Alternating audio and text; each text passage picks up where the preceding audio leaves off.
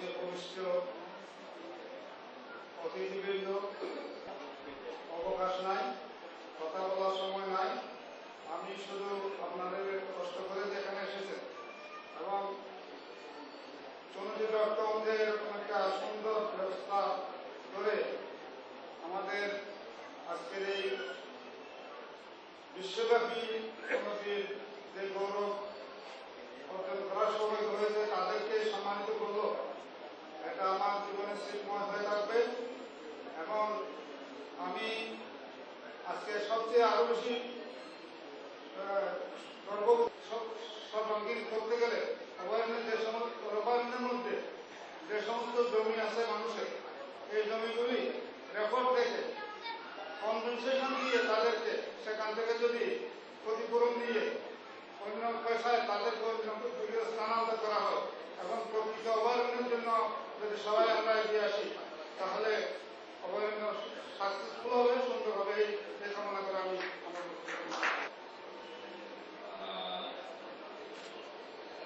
আমার পুরস্কার লাভের প্রেক্ষাপটে আজকের অনুষ্ঠানে আয়োজন করা হয়েছে। কিন্তু ইকোয়েটার পুরস্কারটা কিভাবে আসলো এটা উৎপত্তি, ইতিহাস এগুলোতে একটু জানানো দরকার। চুনদী অভয়ারণ্যের স্বপ্নদ্রষ্টা,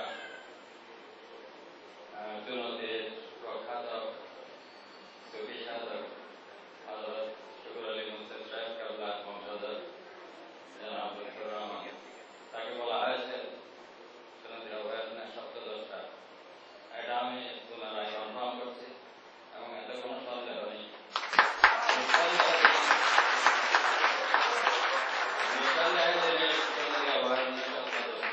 কারণ তিনি যখন স্বপ্ন দেখেছিলেন তখন এই লাইনে কেউ কোনো চিন্তাই করেননি চুনদীতে যে একটা অভয়ারণ্য হওয়া সম্ভব, এটা কেউ চিন্তাই করে নাই। সরকারের পক্ষ থেকেও কোনো চিন্তা ভাবনা ছিল না, জনগণের পক্ষ থেকে, বেসরকারি পক্ষ থেকেও কোনো চিন্তা ভাবনা ছিল না। সুতরাং যথার্থ তিনি স্বপ্নদ্রষ্টা এবং আজকে দিনে নিশ্চয়ই আনন্দিত হবেন যে ওনার স্বপ্ন আজকে অনেকটা বাস্তবায়নের পথে এবং এটার একটা স্বীকৃতি আন্তর্জাতিকভাবে আমরা পেয়েছি। এটা ওনার জন্য আমার মনে হয় সবচেয়ে বেশি আনন্দের বিষয়।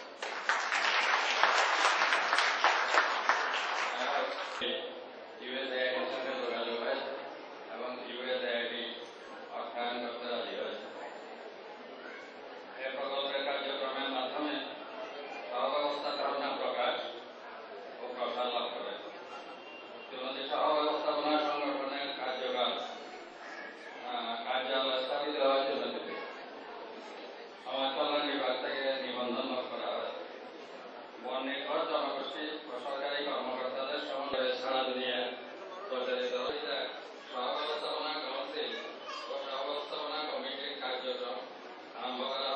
তাকে বিভিন্নভাবে সাক্ষাৎকার নেওয়া হয়েছে যে অভয়ারণ্য কি করেছে, ইকোয়েটার প্রাইজ দেওয়া যায় কিনা, অভয়ারণ্যের কার্যক্রম তিনি সুন্দরভাবে চলতে করতে পেরেছিলেন বলেই ইকোয়েটার প্রাইজ আমরা পেয়েছি। সুতরাং আমি মনে করি সম্মান দিতে জানি এটা আবারও প্রমাণিত হয়েছে।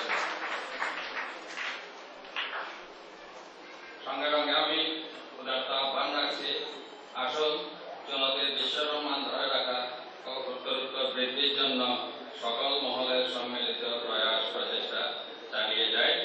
চুনদী ডটকমকে আবারও ধন্যবাদ জানাই। আসুন একসঙ্গে কাজ করি। আরো অনেক কাজ বাকি আছে। আল্লাহর রহমতে আমরা পুরস্কারটা পেয়েছি। এই পুরস্কারের মর্যাদা আমাদেরকে ধরে রাখতে হবে।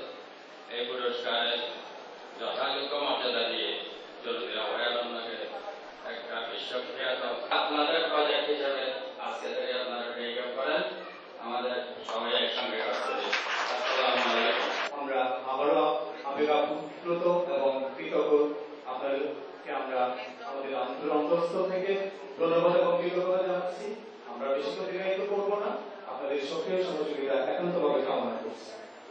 সুখের সুদীবৃন্দ, এই পর্যায়ে আজকে এই অনুষ্ঠানে আগত আমাদের সম্মানিত অতিথিবর্গের মধ্যে বক্তব্য উপস্থাপন করবেন আন্তর্জাতিক ইসলামী বিশ্ববিদ্যালয় চট্টগ্রামের চুনতি.com কর্তৃক আয়োজিত উপস্থিত প্রধান অতিথিবৃন্দ, সংগঠিত ব্যক্তিবৃন্দ এবং চুনতি সর্বস্তরের চুনতি অধিবাসী ভাই বোনেরা, আসসালামু আলাইকুম ওয়া রাহমাতুল্লাহি ওয়া বারাকাতুহু। চুনতি অভয়ারণ্য কর্তৃক একটি জাতিসংঘ পুরস্কার প্রাপ্তির অনুষ্ঠিত এই সুন্দর সংবর্ধনা সভায় উপস্থিত হতে পারে। এর সাথে আরো বেশি আনন্দিত হলাম তিনজন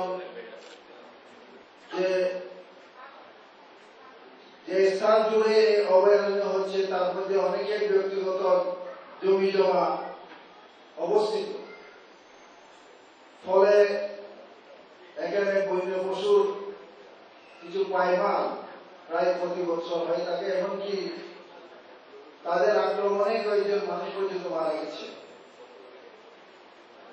ওখানে আমাদের জমিও আছে, আমরাও ব্যক্তিগতভাবে কিছুটা একজন উদ্বিগ্ন ছিলাম, কিন্তু আলহামদুলিল্লাহ আজকে এই অনুষ্ঠানে আসার পর আমাদের কাছে মনে হয়েছে আমাদের কিছু ব্যক্তিগত ক্ষতি হলেও, এমনকি কিছু মানুষের ক্ষতি হলেও জাতিসংঘ পুরস্কারের মতো একটি পুরস্কার প্রাপ্তি আমাদের ক্ষতিকে অবশ্যই পুষিয়ে দিয়েছে। আমরা আজকে বিশেষভাবে কৃতজ্ঞতা জানাচ্ছি আজকে আমাদের এই অনুষ্ঠানের প্রোগ্রাম। আমি এই পর্যায়ে স্যারকে বিনীতভাবে অনুরোধ জানাচ্ছি আমাদের আজকের অনুষ্ঠানে তার বক্তব্য উপস্থাপন করার জন্য। আমার ছাত্র, স্থানীয় এবং ছাত্র আবু বকর রফিক সাহেব, আমি 20 সালের মধ্যে আমি বিশেষভাবে এই এখানে বলা হচ্ছে বন সংরক্ষণে সহ ব্যবস্থাপনা পদ্ধতির সাফল্য। সহ ব্যবস্থাপনা পদ্ধতি আসলে বিজনেসের একটি নতুন ধারণা।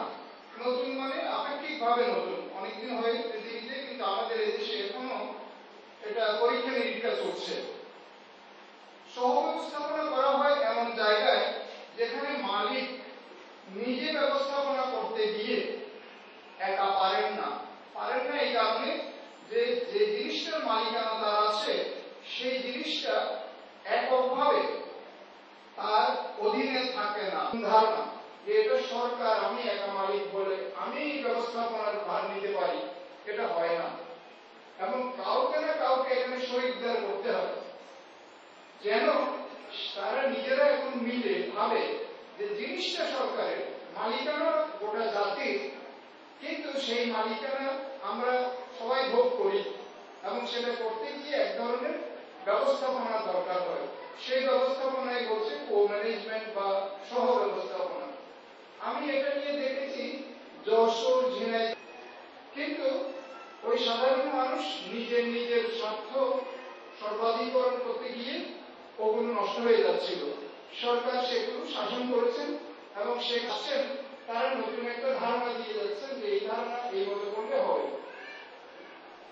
আমরা প্রথমত করা যায় এই কথাটা মাথায় এনে কাজটা শুরু না করতেন, তাহলে সরকারের নজর সেখানে পড়তো না এবং আমরা ব্যবস্থাপনা করতে গিয়ে একবারে নষ্ট করে ফেলেছি।